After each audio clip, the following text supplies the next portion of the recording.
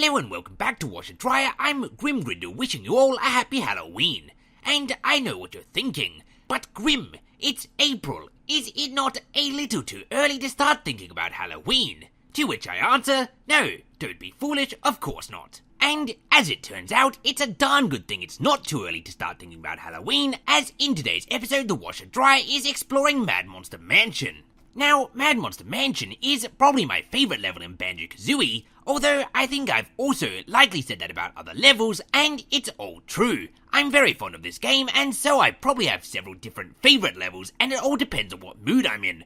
And as it turns out, I'm currently in a spooky mood, and so my favourite Banjo-Kazooie level is currently Mad Monster Mansion. Why, pray tell, you may cry, am I in a spooky mood? Well, because it's Halloween. And why is it Halloween? Because I'm playing Mad Monster Mansion. It's all rather circular, but so too are the 9 realms of hell. Just ask Dante. Now, before we get too far into the video, I feel I should probably mention that, as some of you may well have noticed, everything is probably looking a little bit oversaturated. Now, the reason for this is because it is. The recording came up very dark, and unless you were content with just listening to my lovely voice and utilising your imagination to figure out what was going on, we really had to mess with the settings to get much of an image at all.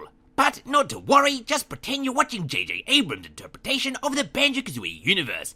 Although, it's probably not quite oversaturated enough for that. And while you're busy imagining how much of a horrific train wreck a multi-million-dollar Hollywood interpretation of Banjo-Kazooie would be, the Washer Dryer continues to explore the wonderful Mad Monster Mansion, which looks as though it was ripped straight out of a Scooby-Doo episode or a classic movie like The Ghostbreakers. Although, come to think of it, Mad Monster Mansion is perhaps not the best name for this level. After all, while it may well be mad and is almost certainly a mansion, I don't think there's a single monster in the entire level. Now, don't get me wrong, there's definitely no shortage of spookums. There are ghosts, lots of them in fact, plenty of skeletons, and even a healthy sharing of bats. Imagine that, a video game with bats in it, unheard of. I mean, heck, later on we're going to even encounter some indoor plumbing.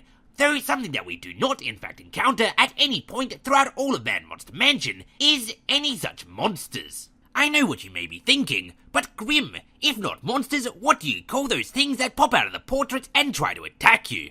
Well, certainly they're very scary, but I'm fairly certain that they are in fact just art critics. Though I suppose the lack of monsters despite the title might entirely be the point, and this entire level might be sort of like one of those after-school specials, whereas the lesson to be taken away from all of this is that, much like friendship or the power to stand up against peer pressure, the monster of Mad Monster Mansion was inside us all along. Which I think is somewhat beautiful, as long as it doesn't try to burst out of our chest like that one from Alien. But I digress, though not really, because you cannot in fact make a digression if you were never on subject in the first place. So what am I doing and what's going on? The two main questions that most adults ask themselves on every passing moment of every day. Well, currently I'm exploring Mad Monster Mansion in order to find jiggies and music notes, so I, a magical washer dryer, can continue my way through an evil lair to kill a witch for stealing my sister, who is a bear, despite the fact that I am in fact an appliance. It might very well sound all very confusing and convoluted, but it's not, so don't worry about it.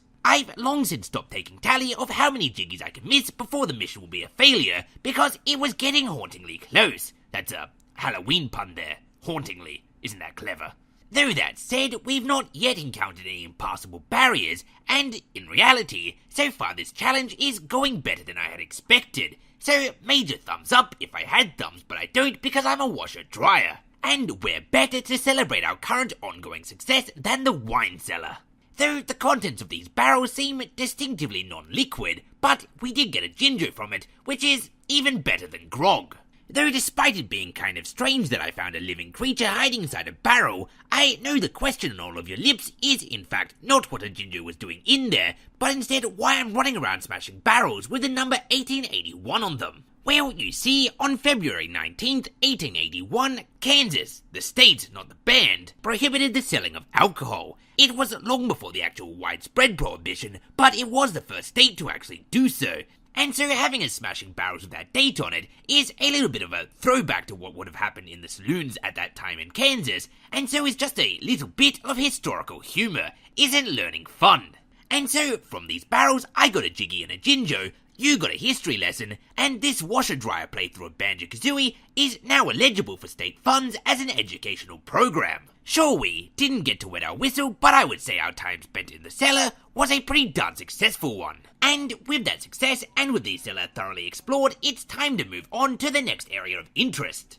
Now to this, you might well be thinking, but Grim, there's no possible way that there is any area of interest as interesting as a dusty old cellar boasting mildly interesting historical facts. But that, my friends, is where you're gravely mistaken. See, that was once again another pun, because we've of course moved into the graveyard. And in death, just as in life, there's no problems that can't be solved by defecating an egg into a random object. Although, I feel I should take this moment to warn you not to actually do this in real life. If you go to Greyfriars or something and pop a squat and start laying eggs, neither the caretakers nor the ghosts are going to look too fondly on it. And after all, if you do in fact find yourself in Greyfriars, there's plenty more interesting things to do rather than just laying eggs. For instance, you can go visit Tom Riddle, his grave's there, so that's pretty neat.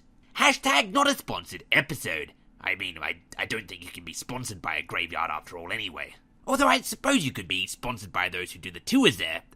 Do the ghost tour, it's awesome. Although, unfortunately, not awesome enough to sponsor us, so I suppose fly to Edinburgh, go to Greyfriars Cemetery, do the ghost tour, and sign the guest book I was sent here by Grim Grindle's playthrough of Washer Dryer. They'll either immediately start sponsoring us, or more likely just be entirely confused. But let's move on and return back to the subject at hand, namely this here spooky cemetery in which we're about to get ourselves a jiggy, because there's just this one very last flower pot that I need to lay an egg into before I'm rewarded for all of my troubles. See, what did I tell you? It's like I'm a psychic. And on top of that, I'm also able to foretell this episode's coming to an end. But before it does, I must knock down this here rusted gate, which is a bit of a plug for our radio horror show named The Rusted Gate, link to it in the description. They're original horror stories, so they're perfect for this Halloween season, so go get your spook on. And with all of that said and done, thanks for watching, and until next time, I have been and still am Grim Grindle. None of the collectibles in the secret, not so secret room that I'm in are worth really anything, so there's not really much to say about the room, aside from the fact that it's a room that is secret, although not so secret.